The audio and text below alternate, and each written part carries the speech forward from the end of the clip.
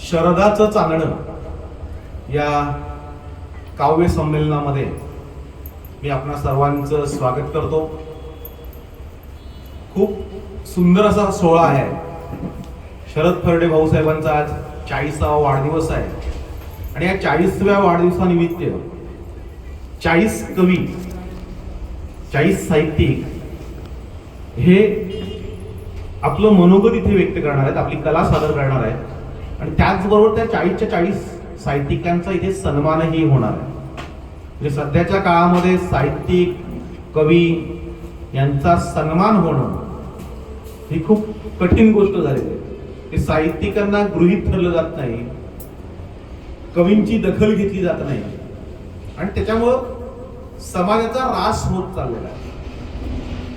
खरं तर जगातल्या जेवढ्या क्रांत्या झालेल्या आहेत त्या सगळ्या क्रांत्यांमध्ये लेखकांचा आणि कवींचा हा खूप मोठा वाटा आहे.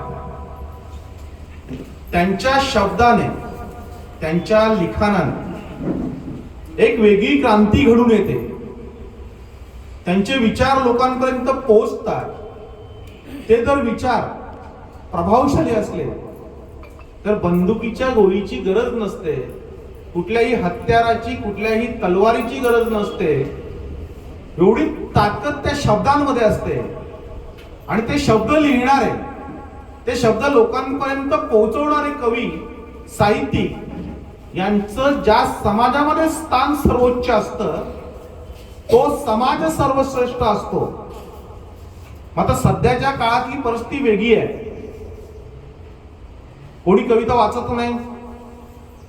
साहित्य वाचणं किंवा सध्याच्या मुलांना विचारलं साहित्य म्हणजे काय, तर ते आपल्या मोबाईलवर, व्हॉट्सअपवर येतं ते साहित्य असं समजलं जातं. हल्ली वृत्तपत्रही कोणी वाचत नाही, पेपर वाचणं बंद केलेलं आहे. अशा वेळेस शरद फर्डे भाऊसाहेबांसारखा माणूस त्याच्या वाढदिवसानिमित्त आपल्या साहित्यिकांना बोलवतो, कवींचा सन्मान करतो. ही खूप मोठी गोष्ट आहे. आणि मग सगळ्या कवींनी, साहित्यिकांनी सर्वप्रथम शरद फर्डे भाऊसाहेबांसाठी टाळ्या वाजवायच्या. कवी संमेलनाला सुरुवात होण्याआधी आपण त्यांना 40व्या वाढदिवसाच्या शुभेच्छा देऊया. खर तर सगळ्याच गोष्टीचा आता बिझनेस झालाय, धंदा झालाय आणि त्याच्यापेक्षा सगळ्यात मोठा धंदा हा खर तर पुस्तक विक्रीचा आहे. म्हणजे पुस्तकामधून किंवा पुस्तकं लिहून सर्वाधिक पैसे मिळवणारा, कमावणारा मी आहे. म्हणजे मी दरवर्षी किमान 4 ते 5 पुस्तकं लिहितो, ती लोकांपर्यंत पोहोचवतो आणि त्यातून बऱ्यापैकी अर्थार्जन करतो. म्हणजे कोणाला विश्वास बसणार नाही की पुस्तकं विकून पैसे मिळतात.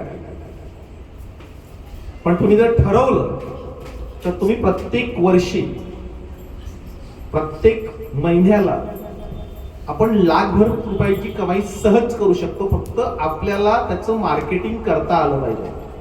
तुमच्या सगळ्यांना एक पुस्तक दिलं मी, मर्मभेद म्हणून. अशी मी खूप सारी पुस्तकं लिहिली आहेत, खूप सारी पुस्तकं मार्केटमध्ये आहेत. हे कवितांचा संग्रह आहे. म्हणजे रात्री घरी गेल्यानंतर सहज दिवसभर जी घटना घडते त्या घटनांवर लिहिलेलं, राजकीय भाष्य करणारं हे कवितांचं पुस्तक आहे. म्हणजे खरं तर याच्यातली प्रत्येक कविता ही विविध वृत्तपत्रांमध्ये छापून आलेल्या आहे. पुण्याचं जे संध्यानंद वृत्तपत्र आहे त्या संध्यानंद वृत्तपत्रामध्ये रोज यातली एक कविता यायची. त्या कवितेचा मी संग्रह केला, ते पुस्तक मार्केटमध्ये ठेवलं आणि माझे जेवढा संपर्क आहे त्या संपर्कात असलेल्या प्रत्येक माणसाला ते पुस्तक विकलं. मी कोणालाही फुकट दिलं तर त्याची किंमत नसते. आपण ते पुस्तक विकलंय. विकल्यानंतर त्याच्यातून जे पैसे मिळतात त्याचं जर तुम्ही गणित बघितलं तर गणित खूप साधं सोपं आहे. तर मी तुम्हाला समजून सांगणार आहे. तर इथे आलेले 40 कवी आहेत, 40 लेखक, 40 साहित्यिक जे असतील त्यांनी आजपासून ठरवायचं आहे की माझं पुस्तक हे प्रत्येकाकडे पोहोचलं पाहिजे. पहिली गोष्ट, मी ते पुस्तक लिहिलं पाहिजे, माझा पुस्तकांचा संग्रह झाला पाहिजे. मी जे काही लिहीन, जे काही बोलेन त्याचं मी पुस्तक प्रकाशित करीन. ते पुस्तक मी लोकांपर्यंत पोहोचवेन आणि मी पुढची 100 वर्ष जगेल. म्हणजे तुम्हाला एक पुस्तक जे आहे ना ते 100 वर्ष जगवतं, तुम्हाला जिवंत ठेवतं. म्हणजे आपण मेल्यानंतर साधारणतः 12व्या-13व्या दिवशी आपलीच मुलं आपल्याला विसरतात. म्हणजे बापाच्या संपत्तीवरून त्यांची भांडणं सुरू होतात, पैशासाठी सर्व काही घडामोडी घडतात. हे सगळ्या समाजात घडतं, आपल्या घरामध्येही घडतं. आणि म्हणून आपल्याला जर जिवंत राहायचं असेल, कायमस्वरूपी लोकांच्या स्मरणात राहायचं असेल, तर तुम्ही जे काही लिहिता त्याचं पुस्तक तयार झालं पाहिजे आणि ते पुस्तक लोकांपर्यंत पोहोचलं पाहिजे. जर ते आपल्याला करता आलं नाही तर मशालच्या माध्यमातून शरद फराटे भाऊसाहेबांनी एक उपक्रम राबवलेला आहे की इथे जो मशालचा स्टुडिओ आहे त्या स्टुडिओमध्ये तुम्ही या, तुमची कविता बोला, तुम्हाला काहीतरी व्याख्यान द्यायचं असेल ते व्याख्यान द्या, तुम्ही जे काही बोलाल ते लिखित स्वरूपात आमच्याकडे द्या. वर्षभरानंतर त्याचं एक पुस्तक तयार होईल आणि ते पुस्तक संग्रह रूपाने हे प्रत्येकाकडे जाईल. म्हणजे 100 कवींनी येऊन मी जेव्हा पहिला कविता संग्रह प्रकाशित केला होता तेव्हा आम्ही 100 कवी एकत्र आलो, 100 कवितांच्या कविता त्या प्रकाशित केल्या आणि प्रत्येकाला ती 100 आम्ही पुस्तकं दिली होती आणि ती 100 लोकांपर्यंत पोहोचवली. जेव्हा त्याची मागणी वाढली तेव्हा ती आम्ही 50,000च्या आसपास ती पुस्तकं विकली होती. आणि तेव्हा मला कळलं की पुस्तकामधून पैसे मिळतात. मी कॉलेजला होतो तेव्हाची गोष्ट सांगतोय. हे पुस्तक छापायला आपल्याला साधारणतः जो खर्च येतो तो साधारणतः 25 रुपये, म्हणजे 1000 प्रती जर छापायच्या असतील तर आपल्याला 25,000 रुपये हा खर्च येतो. त्या पुस्तकाची किंमत आपण 100 रुपये ठेवतो. म्हणजे एक पुस्तक विकल्यानंतर त्याच्यामागे आपल्याला 75 रुपये मिळतात. जर 1000 पुस्तकं आपण जर विकली तर आपल्याला महिना 2 महिन्यामध्ये अगदी 70-75,000 रुपये सहज मिळतात, खर्च वजा जाता. म्हणजे आपण जर महिन्याला आपल्याला किती पैसे मिळाले याचं जर गणित काढलं तर कुठलाही नोकरदारापेक्षा कवी किंवा लेखक हे जास्त कमावतात.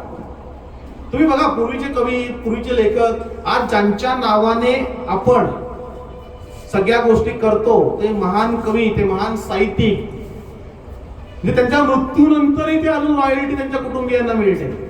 एवढंच त्यांच्या साहित्यामध्ये दम होता. त्याच्यानंतर जे साहित्यिक आले ते हौशे खातर, मौजे खातर लिहायला लागले आणि त्याच्यातून अर्थार्जन होतं हे कुणालाही कळलं नाही, कोणाला ते समजलं नाही. आणि त्याच्यामुळे आम्ही फक्त आमच्या नावासाठी किंवा आमच्या हौशेसाठी आम्ही लिहित राहिलो. आपण आजपासून ठरवायचं आहे, म्हणजे शरद भाऊ साहेब यांच्या वाढदिवसानिमित्त आपण एक संकल्प करूया की आमच्या प्रत्येकाचं एक जे पुस्तक आहे ते प्रकाशित झालं पाहिजे. सहज सोपं आहे. 100 कविता असतात. आपले कवी जे आहेत आपण ते कवी रोज 1-2 कविता सहज लिहिता येते, सहज आपण लिहू शकतो. की हल्ली पूर्वी काय सांगितलं जायचं की कविता लिहिणं ही खूप कठीण आहे. आपल्याला भाषा आपली सांगितली जायची, आपल्याला आपले विचार सांगितले जायचे, अगदी ऱ्हस्व दीर्घ तपासलं जायचं.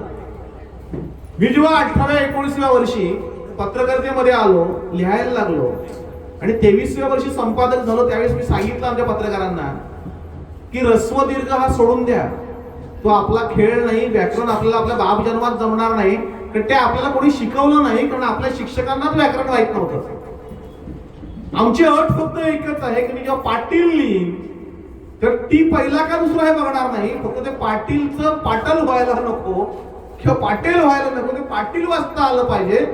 ती विलांटी पहिली का दुसरी ती बघू नका, कारण आमच्या समोर बहिणाबाईंचा आदर्श आहे. बहिणाबाईंची बोली भाषा काय होती? त्या शुद्ध भाषेत लिहित होत्या का? पण त्यांच्या कविता आजही आजरामर आहेत आणि त्या आजरामर असल्याने आजही त्यांच्या कविता प्रत्येकाच्या तोंडामध्ये आहेत. मग त्यावेळेस आपण कोणती कॅटेगरी लावली त्यांच्या कवितांना? तर कुठलीही कॅटेगरी त्या कवितांना लावली नव्हती. आपण त्यांचं ऱ्हस्व दीर्घ बघितलं नव्हतं, आम्ही त्यांची बोली भाषा बघितली नव्हती.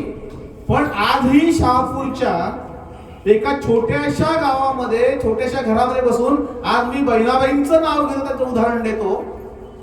एवढं प्रचंड काम कवितेच्या लेखणीमध्ये आहे, ती ताकद त्याच्यामध्ये आहे. म्हणून प्रत्येक कवीने ठरवलं पाहिजे, मी माझ्या हौशेसाठी लिहिणार नाही. म्हणजे हल्ली काय झालंय, कवी कवी आहे हे सांगितल्यानंतर शेजारी बसल्याच्या अंगावर काटा येतो. म्हणजे बसमध्ये प्रवास करताना एकमेकांची ओळख करून देताना दुसरा तुम्ही काय करता, तर त्याने सांगितलं मी कवी आहे. कवी त्याला विचारतो तुम्ही काय करता, तो सांगतो मी मुक्का आहे. हे कटकटत नाही, मी नुसता मुक्का नाही, ते बहिरा पण आहे. म्हणजे तू माझ्या कविता तुझ्या ज्या आहेत त्या म्हणून ऐकवू नको.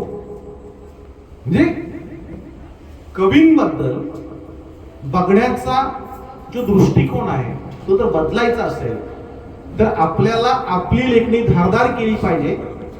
ती लेखणी धारदार करून चालणार नाही, तर ती संग्रहित असली पाहिजे. तिथं लिखित स्वरूपात पुस्तक निर्माण झालं पाहिजे. आणि आपण पुढची 100 वर्ष कशी जगू, जिवंत राहू हे बघितलं पाहिजे. मी तुमच्या हातामध्ये आता एक पुस्तक दिलंय, साधारणतः खूप साऱ्या प्रति मार्केटमध्ये या पुस्तकाच्या आहेत. अशी खूप सारी पुस्तकं आहेत. आता इथे एकच पुस्तक आलंय. ते हे पुस्तक तुमच्याला दिल्यानंतर तुम्ही ते फेकून देणार नाही, तुम्ही ते रद्दीत विकणार नाही. तुम्ही वाचलं आणि तुमच्या घरामध्ये ठेवलं तर येणारा माणूस वाचेल, कोणतरी ते घेऊन जाईल. याच्याकडून त्याच्याकडून तो प्रवास सुरू असतो. म्हणजे साधारणतः एक पुस्तक कसं पण झालं तर ते 1000 माणसांपर्यंत पोहोचतं. म्हणून आजचा आपला या वाढदिवसाचा एक संकल्प असेल की आमच्या प्रत्येक कवीचं एक पुस्तक आलं पाहिजे. आपल्याला ते शक्य नसेल तर शरद भाऊ साहेबांच्या माध्यमातून आपल्याला ते पुस्तक प्रकाशित करता येईल. सगळ्यांची एक कविता तुम्ही जर दिली तर ती कविता आपण तिचा संग्रह करून त्याचा एक काव्य संग्रह आपण प्रकाशित करू. तुमची कविता कशी आहे, त्याचा आशय काय, कुठल्याही प्रकारे त्या संदर्भामध्ये कुठलीही कॅटेगरी लावली जाणार नाही. तुम्ही कवी आहात, हे खूप चांगले कवी आहेत, खूप नवोदित कवी, आपण ज्यांना सांगतो यांना लिहिता येत नाही, पण जरी लिहिता येत नसेल तरी त्यांनी केलेला प्रयत्न, त्याला जर तुम्ही व्यासपीठ मिळवून दिलं तर नक्कीच पुढील काळामध्ये त्याच्या हातून चांगलं धारदार लिखाण घडेल. म्हणजे आमच्याकडे मी मशाल वृत्तपत्र सुरू करताना जे येईल ते छापायला सुरुवात केली आणि आज मोठ्या संख्येने मशालचे पत्रकार निर्माण झाले, मशालमधून साहित्यिक निर्माण झाले, मशालमधून कवी निर्माण झाले आणि तोच प्रयत्न या मशाल स्टुडिओतून होणार आहे. पण माझी सगळ्या कवींना विनंती आहे की इथे तुमची जी कविता बोलणार आहात, सादर करणार आहात, ती रेकॉर्ड होणार आहे, ती मशाल चॅनलवर येणार आहे. आणि एकदा का ती चॅनलवर आमच्या आली की ते YouTube जिवंत असेपर्यंत, गुगल जिवंत असेपर्यंत, आपण मेल्यानंतरही 200-400 वर्षानंतर आपल्या नातू पंतुनी जर ते चॅनल काढलं की माझी आजी, माझा आजोबा, माझा खापर पंजोबा नक्की काय करत होता, तर ते त्याला ते ऐकता येईल. एवढ्या चांगल्या पद्धतीने ते आपण प्रकाशित करणार आहोत. त्याच्यामुळे प्रत्येकाने तयारीत करायचं आहे. आणि दुसरी एक की एक कवीनी त्याची कविता बोलली की त्याचा कार्यभार संपला, तो निघून जातो. म्हणजे आम्ही दुसऱ्याची कविता ऐकायलाच तयार नसतो. म्हणजे प्रत्येक काव्य संमेलनात बघतो, मी अनेक काव्य संमेलनांमध्ये अध्यक्ष असतो, प्रमुख पाहुणा असतो, बघतो तर ज्यांनी कविता वाचली तर जो बोलला तो निघून जातो. आणि मग ज्याची शेवटी ज्या कविता राहतात ते फक्त त्यांचे तेच ऐकतात. आपल्यामध्ये स्पर्धा झाली पाहिजे. तो कसा बोलतो त्याच्यापेक्षा मी पुढच्या वेळेस कसा चांगला बोलेन, त्याचे हावभाव काय आहेत. कारण लक्षात ठेवा, वाचून कविता दाखवणं त्याच्यापेक्षा न बघता ती कविता सादर करणं ही खूप मोठी कला असते. आणि कवीला भरपूर वेळ असतो, त्याने ती कविता पाठ करून आलं पाहिजे. ज्या पद्धतीने ती मांडली गेली पाहिजे, बोलली गेली पाहिजे, सादर केली पाहिजे, ती जर केली तर ती ऐकायला बरं वाटतं, प्रेक्षकांचे कान तृप्त होतात. आणि म्हणून प्रत्येकाने ते सादरीकरण जे आहे ते चांगल्या प्रकारे करा. खरं तर कसंही केलं तर म्हणजे दाखवणार आहोत, त्याच्यामध्ये आम्ही कुठेही भेदभाव करणार नाही. जे कवी आले ते सगळे सन्माननीय आहेत, आदरार्थी आहेत आणि म्हणून तुम्हाला एवढ्या मोठ्या कार्यक्रमामध्ये आज मशाल स्टुडिओच्या कार्यक्रमामध्ये सहभागी व्हायला मिळत आहे. तुम्ही हे सगळं सहभाग नोंदवताना हा जो सोहळा आहे, वाढदिवसाचा सोहळा आहे, म्हणजे खरं तर जेवणाची वगैरे सागर संगीत व्यवस्था आहे, सगळं काही भाऊसाहेबांनी केलेलं आहे. हा कार्यक्रम, हा सोहळा आपल्याला सगळ्यांना एन्जॉय करायचा आहे. इथून काहीतरी घेऊन जाणार आहे आणि पुन्हा गेल्यानंतर पुढच्या कुठल्याही काव्य संमेलनामध्ये आम्ही जेव्हा सहभागी होऊ त्यावेळेस आमचं सादरीकरण किंवा आमचं जी काही कलाकृती ती आम्ही अशा पद्धतीने सादर करू की येणाऱ्या प्रत्येक कवीला आपला हेवा वाटला पाहिजे. त्यांनी सांगितलं पाहिजे अरे हा कवी होता, त्याने या पद्धतीने ती मांडणी केलेली आहे, त्या पद्धतीने किंवा त्याच्यापेक्षा चांगल्या पद्धतीने मी मांडणी करेन. हे जेव्हा तुम्ही ठरवाल तेव्हा साहित्य विश्वामध्ये आपली एक वेगळी ओळख निर्माण होईल. आपण साहित्यिक आहोत, आपण कवी आहोत, आपण समाजापेक्षा वेगळे आहोत, आपण समाज जागृत करण्यासाठी काहीतरी योगदान देतोय. आपलं योगदान हे खूप मोठं आहे आणि म्हणून त्या योगदानाची किंमत झाली पाहिजे. पहिली गोष्ट, पहिल्या एका कवीने दुसऱ्या कवीला किंमत देणं, त्याला दाद देणं, त्याचं कौतुक करणं हे खूप मोठं काम असतं. कारण आमच्यामध्ये साहित्यिकांमध्ये, लेखकांमध्ये, कवींमध्ये अशी स्पर्धा असते, कमीच मोठा आहे, माझीच कविता चांगली आहे, दुसऱ्याला काही कळत नाही, दुसऱ्याला काही जमत नाही, हा जो अहंकार आमच्यामध्ये आहे त्याच्यामुळे आम्ही कोणालाच चांगलं सांगत नाही आणि दुसरेही आम्हाला चांगले सांगत नाही. हा जर अहंकार आम्ही संपवला, एकमेकांच्या हातात हात घालून काम केलं तर साहित्य विश्वामध्ये आपण चांगल्या प्रकारे निर्मिती करू शकू.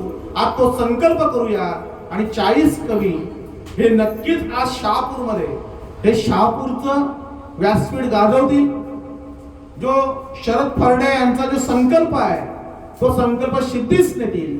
पुन्हा एकदा आवाहन करतो, आजचं कवी संमेलन आणि त्याच्यानंतर तुम्ही कधीही या. म्हणजे खरं तर सकाळी 10 वाजता तुम्ही जर आले तर आमचे पत्रकार दीपक चंदे इथे आहेत, ते तुमचं रेकॉर्डिंग करतील. तुम्हाला बोलता येत असेल तर तुम्ही बोला, तुम्हाला लिहिता येत असेल तर ते वाचून दाखवा, कविता करणार असाल, गाणी करणार, जे काही असेल ते या शहापूरच्या मशाल स्टुडिओ मधून चित्रित केलं जाईल, रेकॉर्डिंग केलं जाईल आणि त्याच्यानंतर मशाल चॅनलवर विनामूल्य ते प्रकाशित केलं जाईल. मी तुम्हा सगळ्यांना धन्यवाद देतो. खरं तर मी शरद फर्डे यांना धन्यवाद देईन की त्यांनी हा उपक्रम इथे चांगल्या प्रकारे आयोजित केला. म्हणजे खरं तर वाढदिवसाच्या निमित्त साहित्यिकांना बोलवणं, त्यांचा सन्मान करणं, त्यांना व्यासपीठ निर्माण करून देणं हे आतापर्यंत कोणाला जमलेलं नाही, जमणारही नाही. म्हणून शरद फर्डे भाऊसाहेबांनी जी संधी उपलब्ध करून दिलेली आहे त्या संधीचं सोनं करूया आणि आजपासून, आजच्या क्षणापासून साहित्यिक म्हणून आपण एक वेगळं जीवन जगूया. तुम्हाला सगळ्यांना मी मनापासून शुभेच्छा देतो आणि इथेच थांबतो. धन्यवाद.